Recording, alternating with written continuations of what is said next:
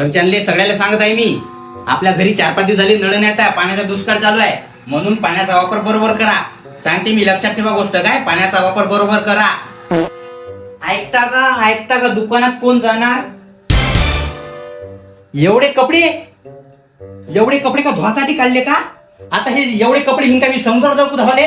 समुद्र काय आपल्या शेजारी आहे का? समजत नाही वाटते घराच्या लोकांले. आताच सांगते, जोपर्यंत नळ येत नाही, जोपर्यंत घरात पाणी येत नाही, तोपर्यंत सगळ्यांना कपडे घालायचे हेच. मग नळ 8 दिवस नाही येऊ का 1 महिना नाही येऊ, तरी हेच कपडे घालायचे. उबड आणखीन पाणी उबड, तू उबड. अरे हातपाय काय धुताय, पूर्ण आंघोळच करून घे ना. मी जातो ना, डोक्यावर पाणी भरून आणतो. उबड तू पाणी, लय मोठं काम करून आला तू. उबड, हातपाय नको धुबो, आंघोळ करून घे. नालायक तोंड्या, घुबड तोंड्या. आज का जर नळ नाही आले तर लक्षात ठेव, पूर्ण टाकी तुलाच भर लागेल. डोक्यावर गुण घेऊन भर मग पाणी पूर्ण. सांग आत्ताच मला पाणी उबडाले.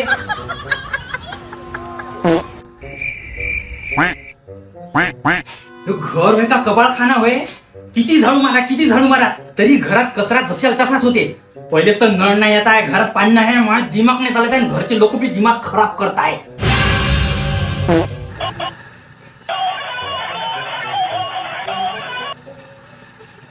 हॅलो, हा बोल ना. हा आता जेवली मी, आराम करताय आता. हो का, आमच्या बी गावाकडे एवढा दुष्काळ पडला ना, आमच्या घरी तर 1 थेंब पाणी नाही आहे. ते समुद्रात पाणी आटलं का काय हो? समुद्रातलं पाणी नाही ना, आमच्या गावातल्या नळाला बी बरोबर नाही आहे. जेव्हा पाणी पाहिजे ना, तो बिलकुल नळ सोडत नाही. 8-10 दिवस नळ सोडत नाही. आणि आता जेव्हा पाण्याची गरज नसते, तो 3-3, 4-4 घंटे नळ चालू ठेवते. काही समजत नाही त्या माणसाचं नळवाल्याचं काय प्रॉब्लेम आहे आणि काय नाही की बाबा त्यादी. हो आता काय करतो, आता एवढी ऊन आहे, एवढं काय डोक्यावर पाणी घेऊन पाणी भरावं आता एवढ्या ऊन? सांग बरं तूच. ए वाणे तोंड्या, पाण्याचा धिंगाणा नको करू, पाणी नको करू.